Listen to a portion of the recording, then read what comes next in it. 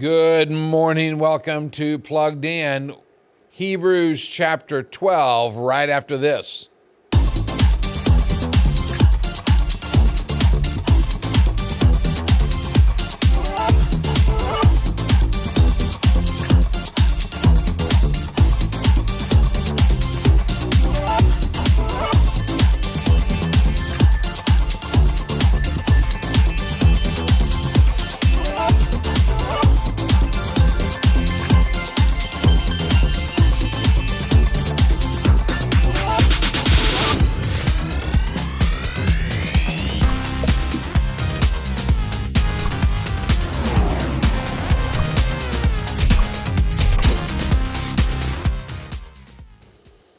And we welcome you back here on July 7th and first Monday of July. Hope you had a wonderful, safe celebration on the 4th of July. Lots of family and friends and food and fireworks, all those F words there. And we had a lot of that going out where we was at, and so wonderful time of the year, good time of celebration. So what I want to do is paint a picture for you. I'm sure that you that are listening have either participated in one of these or watched them. I'm going to just state for the record that I am not a track star. I was in athletics, but track was not it, okay? The games that I would play did require running, but not, long distances or in fast sprints and such. But we also know that relays are not just for track events. In the track events, you have like the passing of the baton, the relay race there. And so you have your four fastest, best runners that they start out and they run so far and then they pass the baton off to the next person.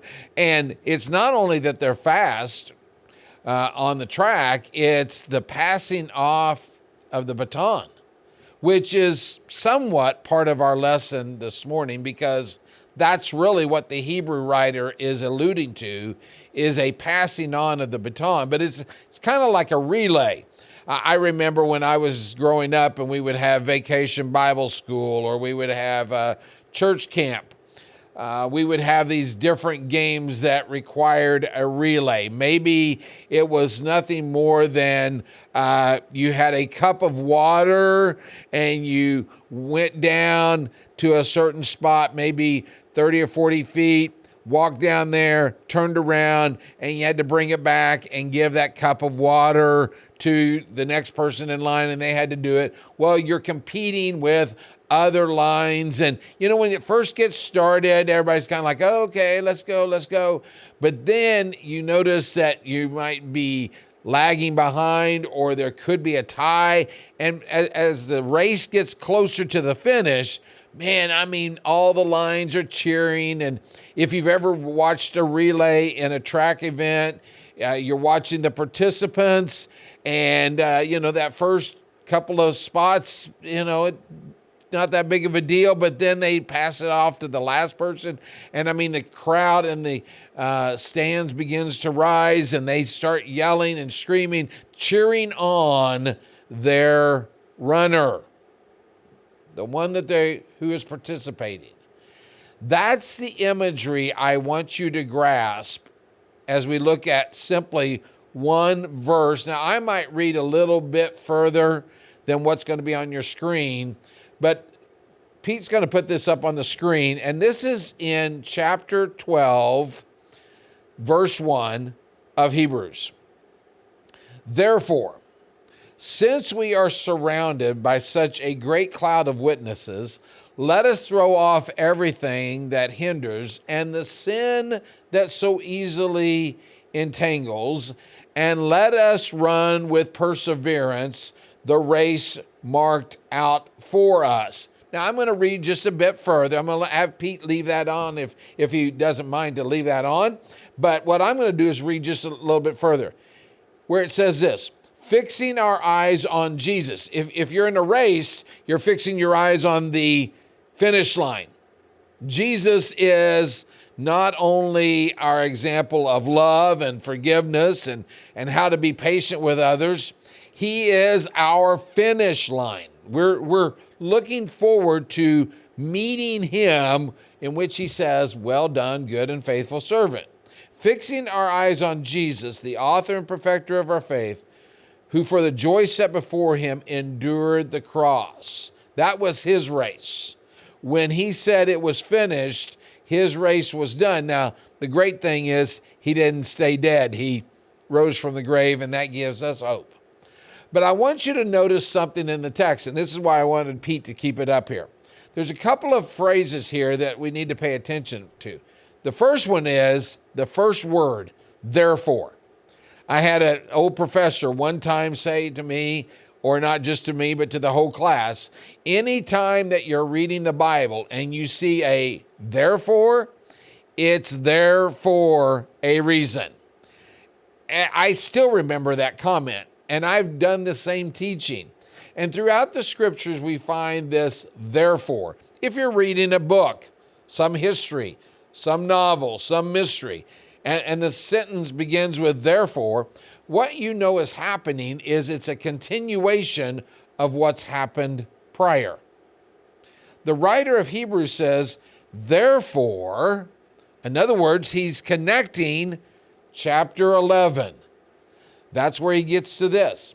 Therefore, since we are surrounded by such a great cloud of witnesses, that's the other part I wanted you to grab. Who is he talking about? All the individuals that are listed in chapter 11.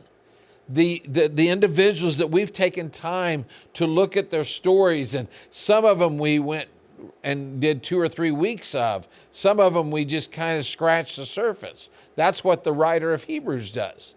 But he's talking about Noah, and he's talking about Abraham and Sarah, Isaac, Joseph, Jacob. He talks about Daniel. He alludes to Gideon and to David and Shadrach, Meshach, and Abednego, and others that are not even listed there. And I want you to imagine this. We as believers, we as followers of Christ are running this race, and we have this arena of these individuals of great faith who are cheering us on. They're the ones yelling for us, stay in the race, don't quit, don't give up. They will admit, yeah, there's some things that will hinder you. For Moses, it was his lack of confidence. They're going to even admit that sin gets in the way. For David, it was an affair. Okay? For Moses, there was a setback in which he killed someone and had to run for his life for a while because he was afraid somebody was going to attack him. There are different hindrances and sin. And what the writer says is this: take all of that off. Get that off. I tell you what, one of the aspects that I've learned about in just observing those who run in races, they wear the lightest apparel that they can to not weigh them down when they are running. And that's what the writer is saying here.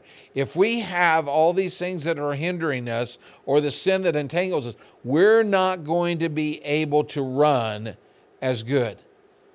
And all of these witnesses know what that's like. They were through that. But now they're the ones cheering us on. So here's the thought that I want to give for you this morning. When you're thinking that you can't do it, I want to remind you to just go back to the Old Testament books and to read of the people who thought the very same thing, and yet they persevered. They endured. Maybe some of it was because it was instilled into them. Maybe some of it was because they had a little bit of a stubborn streak in them. But all of them had this one thing in common. They had their faith in a God who they did not see, but they knew that he would bring about for them a victory. You and I run the race that is set out for us, and we have a cloud of witnesses, those who have gone on before us, who are cheering us on, so that we might cross that finish line and hear, "Well done, good and faithful servant."